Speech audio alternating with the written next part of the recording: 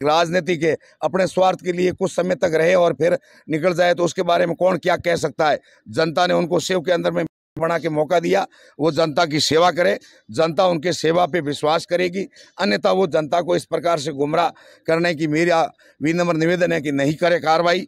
और जो सरकार चल रही है भारत के अंदर में, विश्व के अंदर में भारतीय जनता पार्टी का डंका बज रहा है।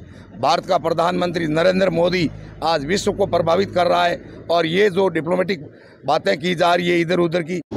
नमस्कार, स्वागत है आपका सच्ची खबरों में। भाजपा ने अपनी चुनावी यात्रा शुरू कर दी है। इतने दिन भाजपा बाड़मेर, जैसलमेर, बालोतरा में शांत नज़र आ रही थी किसी कारणवश, पर अभी भाजपा की जो चुनावी यात्रा है वो शुरू हो चुकी है। उसमें उनकी जो जनसभाएं हैं उनमें हुजूम उमड़ना शुरू हो चुके हैं। हमारे साथ कुंभाराम सियोल हैं, इनसे खास बातचीत करेंगे। कुंभाराम जी, बहुत बहुत स्वागत है आपका सच्ची खबरों पे। हाँ, राम राम साहब, मैं कुंभाराम सियोल। अगर आप क्या जानना चाहते हैं प्लीज़। अभी भारतीय जनता पार्टी इतने दिनों से शांत सही, अब भारतीय जनता पार्टी जो है 5 तारीख से अचानक एक्टिवेट हुई है और अपनी जनसभाएं है वो शुरू की है, लोगों के बीच में जाना शुरू हुआ है। तो इतने दिन जो भाजपा है वो इस क्षेत्र में क्या प्रयास कर रही थी? किसी निर्दलीय को मनाने का या फिर किसी बड़े नेता का इंतजार? नहीं है, यहाँ ऐसा कुछ भी नहीं था। निर्दलीय को कोई मनाने का नहीं था और न ही भारतीय जनता पार्टी शासन में है, सरकार चला रही है, सरकार अपने हिसाब से चलती है, पार्टी की दिशा निर्देश है और हमारी पार्टी है जो संगठन से चलती है। किसी के इशारों पे नहीं, काम करना होता है, जनता को काम करके दिखाना होता है हम कैसा काम कर रहे हैं, हमारी पार्टी कैसा काम कर रही है। बाकी जो पार्टियां हैं उनको कहीं कुछ दिखाना नहीं है, उनको सिर्फ पहले से ही तैयारियाँ करना और एक जुलूस दिखाना ही उनकी तैयारी होती है। और जो भारतीय जनता पार्टी है उसको जन सेवा करके दिखाना होता है। यहाँ पर त्रिकोणीय मुकाबला है, तो इस बार 2014 की तरह ही मुकाबला रहने वाला है।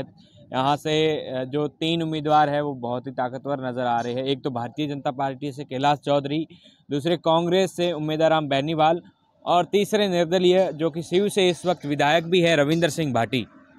सभी जो प्रत्याशी हैं उनका इसमें स्वागत है।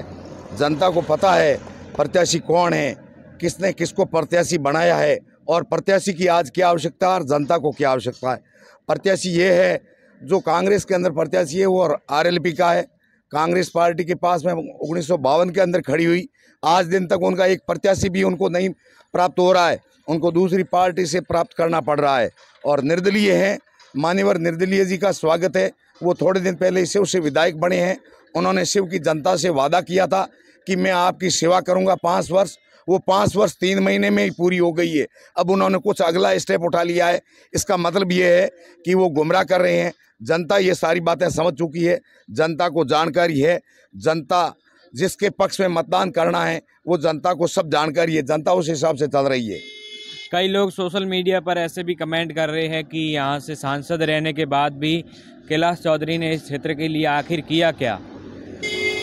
जो सवाल कर रहे हैं उनको, उनका भी अपना एक सोच है, एक अपना विचार है। कोई भी लोकतंत्र में अपना विचार प्रकट कर सकता है और संसद का काम है उनको सुनना। लेकिन जब संसद महोदय जनता पार्टी से आते हैं, राजस्थान के अंदर में कांग्रेस की सरकार थी और जो कह रहे हैं कि सांसद महोदय यहाँ आए नहीं, तो आने का तो उन्होंने मौका ही नहीं दिया। संसद महोदय को जब बुलाया, जब वहाँ सरकार यहाँ कांग्रेस की थी और जो सरपंच और अन्य जो अधिकारी बैठे थे वो तो कांग्रेस सरकार से घबरा रहे थे, डर रहे थे, इसलिए सांसद महोदय को उन्होंने टाइम नहीं दिया, बुलाया भी नहीं, न्योता भी नहीं दिया। एक सिर्फ एंड सिर्फ एक बात बनाई जा रही है कि अब सांसद महोदय यहाँ आए नहीं। अब जो लोगों में एक इस तरह की भी हवा है, जो बागी प्रत्याशी इस वक्त मैदान में है वो भाजपा से ही है। भाजपा उन्होंने ज्वाइन की थी और उसके बाद वो बागी हो गए थे और उन्होंने विधायक का चुनाव जीता।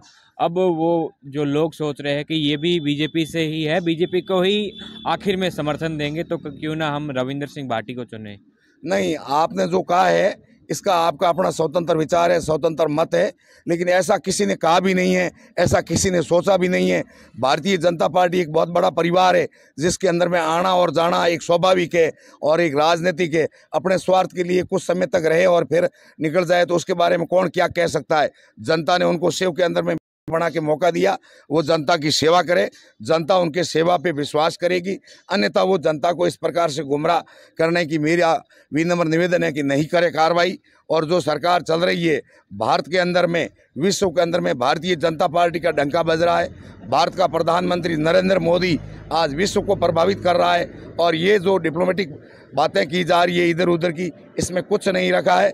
भारतीय जनता पार्टी की सरकार बनेगी, भारतीय जनता पार्टी का प्रत्याशी जीतेगा।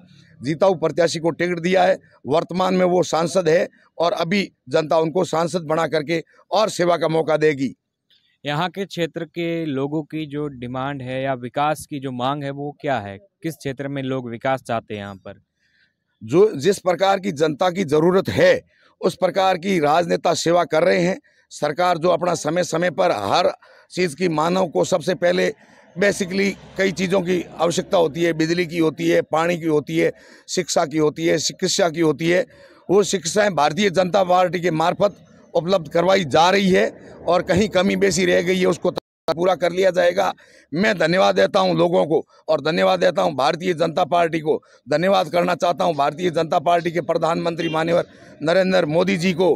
आपके नाम से पूरे विश्व के अंदर में अगर किसी ने हमारे देश का नाम लिया है और हमारे देश का झंडा उठाया है, वो अपने आप को आज वर्ल्ड के अंदर में सुरक्षित महसूस कर रहा है। इस कंडीशन में हम कह सकते हैं।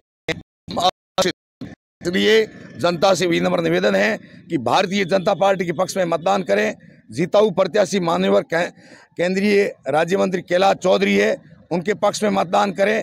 भारतीय जनता पार्टी ने विश्वास किया है, हम भी विश्वास करेंगे और हमारा काम होगा और हमारे एरिया का डेवलपमेंट और विकास होगा। विकास में हमेशा हर आदमी रहे। बहुत धन्यवाद।